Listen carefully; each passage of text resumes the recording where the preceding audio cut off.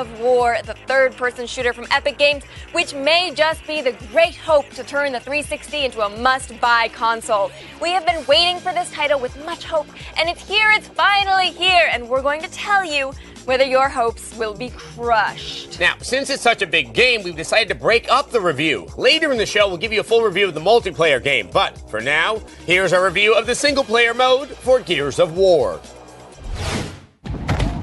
O-M-F-G.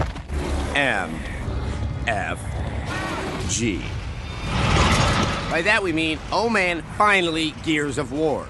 The game we've been waiting for since before we even had our Xbox 360s. The game that will justify the small fortune you spent on that 60-inch plasma TV. The game that will make you say, Halo what? Okay, maybe that's a little too much hype. But the folks in Redmond should breathe a sigh of relief, because Gears delivers on all its lofty promises of innovative shooter gameplay and true next-generation graphics. In short, Gears of War is the masterpiece everyone but Kaz Hirai has been hoping for. Let's go! So, why is it so great? It starts with the story. You are Marcus Phoenix, disgraced soldier from the elite Gears unit who was freed from prison in one last desperate attempt to fight off the Locust Horde. Welcome back to the Army, soldier. A monstrous race that rose up from inside the Earth-like planet Sarah years before to bring humanity to the brink of extinction. All the requisite twists and turns are thrown into the plot, never seeming too ridiculous or strange. And the Gears that fight alongside you in your four-man squad are given just enough personality to stand out without being stupid caricatures. Who loves you, baby?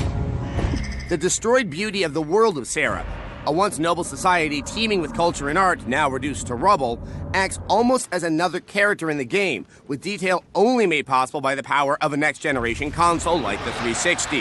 Oh, how I love you, pixel shaders!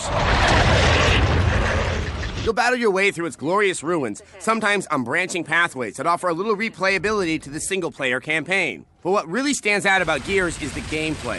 Far from relying on the conventions of your standard FPS or third-person shooters, Gears takes the best of those games and creates something new. A new kind of gameplay that truly blends action and strategy as well as fun and realism.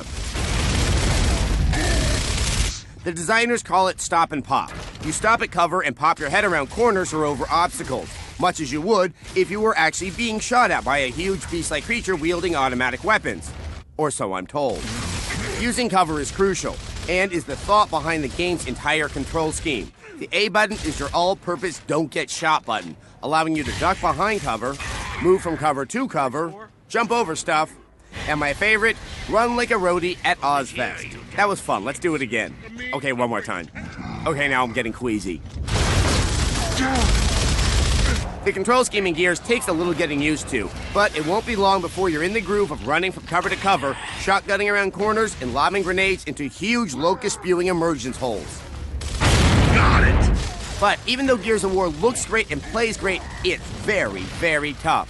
Enemies play almost like other humans, using cover wisely, flanking your position, and being harder to take down than a bull moose in heat. Or so I'm told. Because it's everything we expected and a little bit more, we give the glorious Gears of War a... What's that? We haven't even mentioned co-op or multiplayer? Well, we're out of time. Fine, we'll be back later in the show with more Gears and that score. Now we're heading back to tell you what we thought of the multiplayer aspect of the game and give you our final score.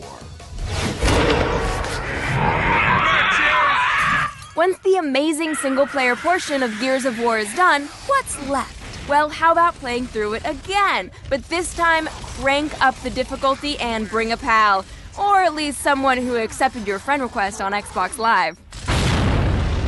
The entire campaign is available for co-op play, both online and split-screen. The second player controls Marcus's friend Dom, and together they can shoot and stomp their way through the insanity difficulty level.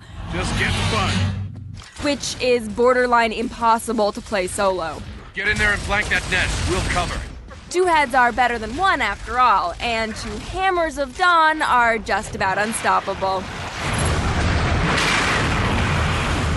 There really should be more online co-op in gaming. It's probably as close as the internet generation gets to a meaningful bonding experience outside of MySpace. You good? Yeah, but I got a problem. So you're not really good then, are you? If you feel the computer just can't keep up with you anymore, time to take on Versus Mode. 2 teams of 4 go head-to-head in 8 beautifully designed maps.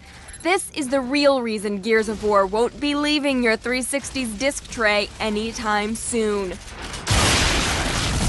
There's no capture the flag or king of the hill or any of that lightweight crap. Just 3 variants of knockdown, drag-out, rocket-launching, chainsaw-slicing, head-stomping deathmatch.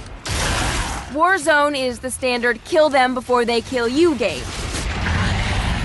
Assassination gives each team a leader who must be protected at all costs. Remember, you are expendable. Rank is everything. But the variant that kept us playing the most? Execution, in which the only way to kill an opponent is to blow them to pieces. Or to stomp their head into goo while they're down.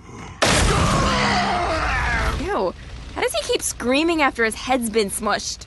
Multiplayer is just as great as the offline play. It doesn't play like the usual spastic, circle-strafing first-person shooter. It has a feel all its own.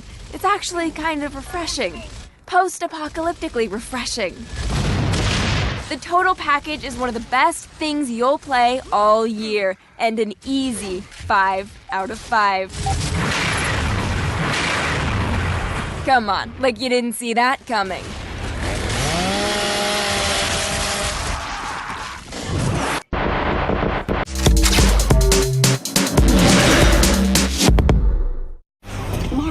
Is that you? Oh, you bet it is. Or as Marcus Phoenix himself might say, you bet your damn ass it is. Almost a full year after it was unleashed on the Xbox 360, Gears of War is finally out for the PC. You want some of this? By now, you should know the story pretty well. But there's some new things for all you old Delta Force campaigners to look out for. Sweet. Most people have been excited about the new levels Epic promised would knock our socks off. The new missions don't disappoint. There's a good 5 or 6 hours of battling to slog through, and it's all seamlessly integrated with the existing game. Who's next? You've been tasked with lowering a drawbridge, which requires you to activate a power plant, all the while being chased by a giant Brumac.